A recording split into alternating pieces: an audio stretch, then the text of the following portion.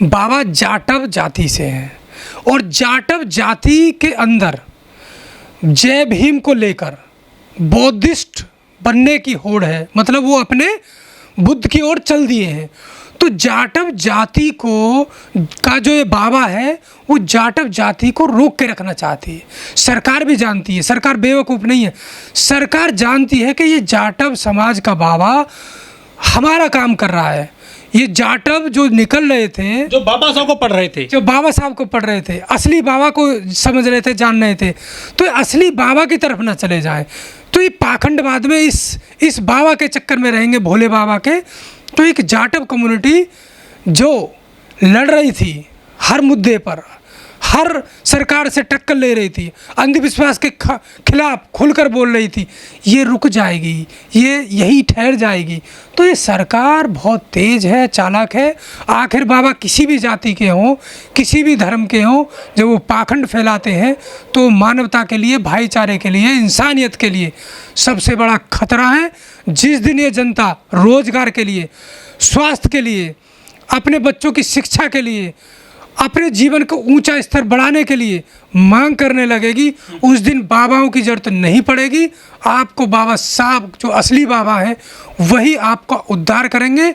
उनका दिया हुआ संविधान आपको, आपके बच्चों को जो भविष्य है उसको ही सुधार सकता है, और कोई रास्ता नहीं है। नमस्कार, मैं ओमदेव। आज हम हैं दिल्ली में, हमारे साथ हैं देव कुमार जी। देव कुमार जी एक सामाजिक कार्यकर्ता हैं और राजनीतिक विश्लेषक भी हैं। देव कुमार जी, उत्तर प्रदेश के हाथरस में बड़ी घटना हुई। एक बाबा के दरबार में सत्संग के बाद में भगदड़ मच गई और 123 लोगों की मौत हो गई और दर्जनों लोग गंभीर रूप से घायल हैं। लोग तरह तरह की बातें कर रहे हैं कि ये जो पूरे देश में, प्रदेश में बाबाओं का कब्जा हो चुका है, पाखंड में लोग अपनी जान तक दे रहे हैं, लेकिन बाबाओं का मोह कम नहीं हो रहा है। क्या कहना चाहोगे? देखिए, इस घटना में 122, 28, 30 लोग नहीं मरे। इस घटना में मरने वाले लोगों की संख्या अधिक है। ये तो वो लोग हैं जिनका पोस्टमार्टम हुआ है, इससे अधिक लोग मरे हैं इसमें।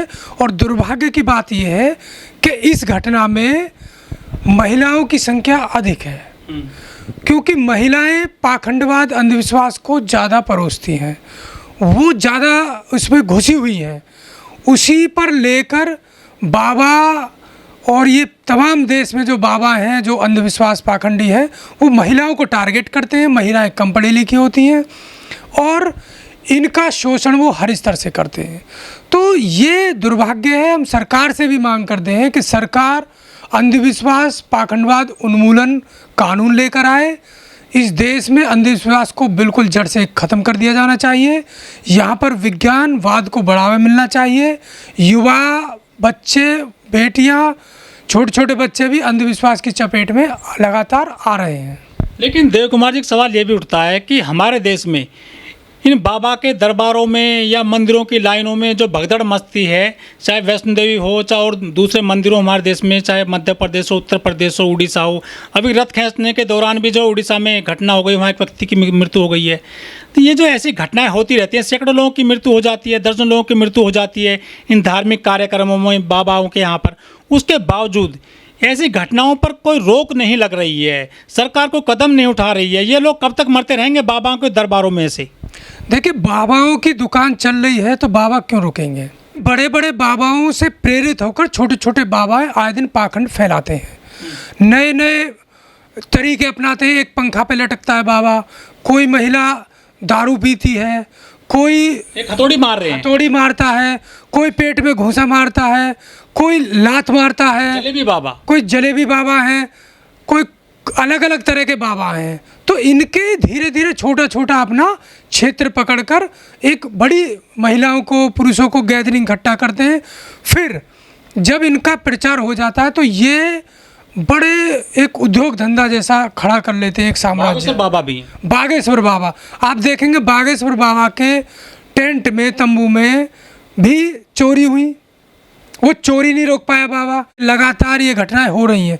ये घटनाएं बाबा नहीं रोकेंगे, नए जनता रोक पाई, क्योंकि जनता इतनी भोली भाली है, अशिक्षित महिलाएं ज़्यादा हैं। तो कानून सरकार जब नहीं लाएगी, उत्तर प्रदेश सरकार कानून लाए, केंद्र सरकार कानून लाए, पार्लियामेंट से कानून बने, इन बाबाओं की गर्दन उस कानून से पकड़ी जाए, फिर देखेंगे कि इन बाबाओं में कितना दम है। कानून जो भारत का संविधान है, बाबा साहब का लिखित संविधान है, उसके तहत कानून बनाया जाना चाहिए। संविधान में भी विज्ञान को प्रचार प्रसार के लिए बात की गई है, ना कि पाखंडवाद को प्रचार प्रसार के लिए। तो संवैधानिक तरीके से अगर सरकार सच में इस देश को विकसित करना चाहती है, विश्व गुरु बनाना चाहती हैं, तो पाखंडवाद को जड़ से ख़त्म करना होगा। आप देखिए कि एक जो पाखंडवादी सरकार होगी, अंधविश्वास को मानने वाली सरकार होगी, वो कभी भी इस देश को पाखंडवाद मुक्त और अंधविश्वास मुक्त देश नहीं बना सकती। लेकिन हमारे देश के मंत्री, मुख्यमंत्री, प्रधानमंत्री, राष्ट्रपति तक भी इन बाबाओं के चरणों में जाकर के सर झुकाते हैं। वो खुद यहाँ पर अरदास लगाते हैं। बाबा सांसद बन गए हैं, विधायक बन गए हैं, मंत्री बन गए हैं, सदन में पहुँच गए हैं, लोकसभा में पहुँच गए हैं, तो सब जगह अपना जो है अपना वर्चस्व कायम कर चुके हैं। इनके खिलाफ कानून बनाना आसान लगता है आपको? यही तो हम मांग करते हैं और इसका मुहिम अब चलाया जाएगा देश भर में कि कानून की मांग करें। जितने भी लोग यहाँ से चैनल को देख रहे हैं, सुन रहे हैं, वो अपने सोशल मीडिया हैंडल से कानून की मांग करें। यही रास्ता है। बाबा साहब हो, बुद्धिजीवी वर्ग हो, वो कानून के माध्यम से ही रास्ता तलाशते हैं। जब तक कानून नहीं बनेगा, बाबाओं पर और जनता पर लगाम नहीं कसेगा। और जब कानून बन जाएगा तो बाबा जेल में होंगे, जो बाबा अंधविश्वास करेगा। अगर कोई भी, मान लो मोदी जी का आपने नाम लिया, मोदी करते हैं, प्रधानमंत्री करते हैं, या राहुल गांधी करते हैं, या कोई मुख्यमंत्री करता है, कोई भी नेता करता है, तो उसके खिलाफ कानून काम करेगा। तो वो जो एक फेस है, बड़ा फेस है, अगर वही पाखंडवाद करता है, वो 16-17 साल के बच्चे के आगे भी राहुल गांधी हाथ जोड़ रहे थे, वो आशीर्वाद दे रहा था, उधर मोदी जी चरणों में लेट गए पूरा। तो जब आप धर्म के आगे लेट जाएंगे तो आप धर्मनिरपेक्ष राष्ट्र की मांग नहीं कर सकते। तो आप कानून बनाना मुश्किल है देश में? मुश्किल नहीं है, कोई मुश्किल नहीं है। अभी जब मांग उठेगी, लोग मांग करेंगे।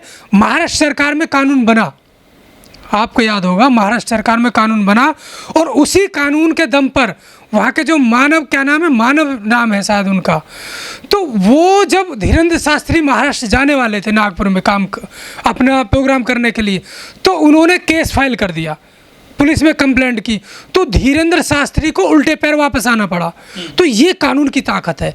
अगर कानून बन जाएगा तो नरेंद्र मोदी हो, या मुख्यमंत्री योगी आदित्यनाथ हो, या राहुल गांधी हो, कोई भी हो, उसको पाखंडवाद से बचना होगा।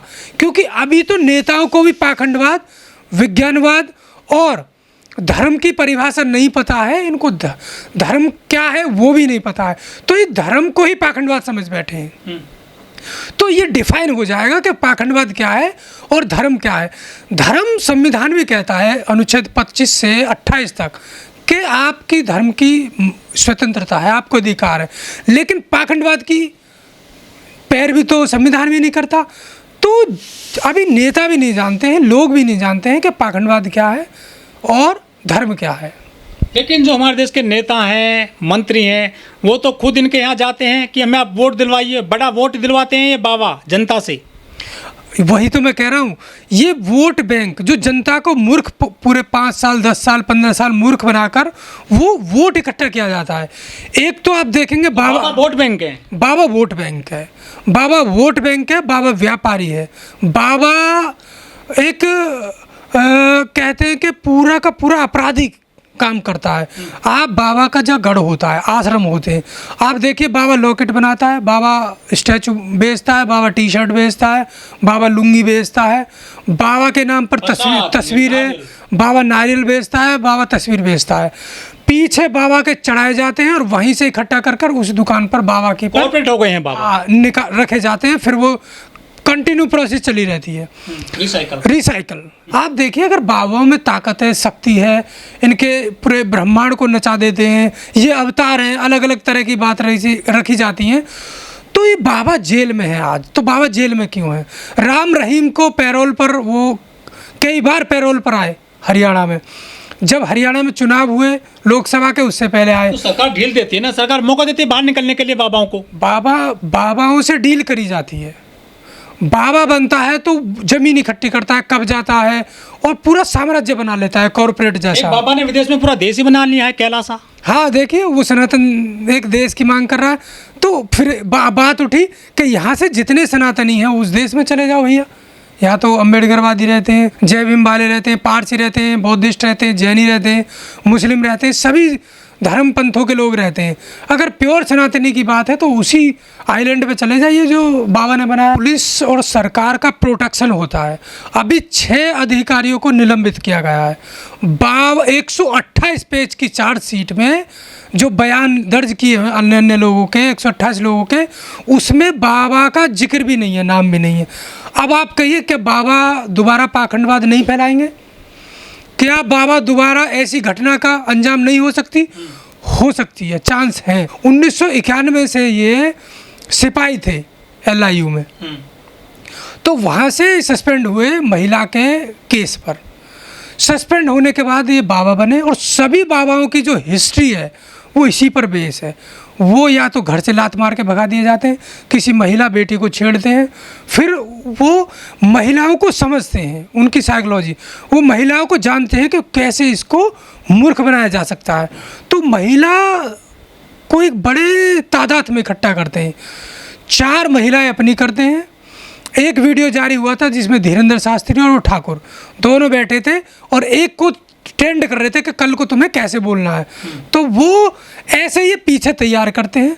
तैयार करने के बाद उसे फिर लाखों की भीड़ में स्क्रिप्ट लिखी जाती है, हजारों लाखों की भीड़ में जब उसे अपने ही बंदे को तैयार कर कर वहाँ लाया जाता है। तो चमत्कार नहीं होता है क्या? तो चमत्कार कुछ नहीं होता है। चमत्कार के नाम पे बलात्कार होते हैं देश में बस लगातार। लेकिन देव साहब, एक सवाल ये भी उठ रहा है, जो वकील हैं सूरजपाल जाटव के, वो कह रहे हैं कि इनकी सत्संग में जो है ना, ये साजिश के तहत पूरी घटना की गई है भगदड़ वाली। वहाँ जहरीले डब्बे खोले गए जिससे कि वहाँ भगदड़ मची और 121 लोगों की मौत हो गई। तो ये जो और कथावाचक हैं, कहीं उनकी साजिश तो नहीं है कि जिससे कि बाबा आगे ना बढ़ पाए? नहीं, इसमें देखिए, इस घटना के बाद 2 एंगल हुए हैं। एक वो जो जाटव कम्युनिटी से हैं, तो वो पक्ष कर रहे हैं बाबा का कि हमारा जाटव है, हमारा बाबा है, तो हम प्रोटेक्ट करेंगे भाई, बचाएंगे, और जाति के बाबा हैं। लेकिन वो लोग गलत हैं। देखिए, बाबा किसी जाति का हो, अगर वो पाखंडवादी अंधविश्वासी है तो फिर ये ना कहें कि वो जाति का, वो धर्म का पाखंड फैलाता है, हम उसके खिलाफ बोलेंगे। पाखंड पाखंड होता है, अंधविश्वास अंधविश्वास होता है। उसका जहर, उसका जो असर है वो किसी जाति का नहीं होता, वो मानव के हिसाब से चलता है। वो बहुत गलत काम करता है, जहर की तरह काम करता है। तो जाति के एंगल वाले लोग वो उस बाबा का बचाव कर रहे हैं, जाटव कम्युनिटी वाले। दूसरा, इसी जाटव कम्युनिटी के जागरूक लोग हैं जो सच का पैरवी कर रहे हैं। आप देखिए, उसमें कोई भी ऐसी गैस की घटना नहीं है। पोस्टमार्टम की रिपोर्ट में कोई ऐसे नहीं आया कि कोई गैस के कारण किसी की मौत हुई हो। वो लोग गिरे हैं बाबा के चरणों की धूल। ये जो इसके श्रद्धालु हैं वो इकट्ठा करते हैं, बोतल में, डिब्बा में, कपड़े में गांठ बांधकर महिलाएं ले जाती हैं, घर रखती हैं, फिर उसकी पूजा पाठ करती है, भभूत लगाते हैं। जैसे राम रहीम का लौकी बिकती थी 50-50 हज़ार रुपए में, आलू बिकता था 10-10 हज़ार रुपए का।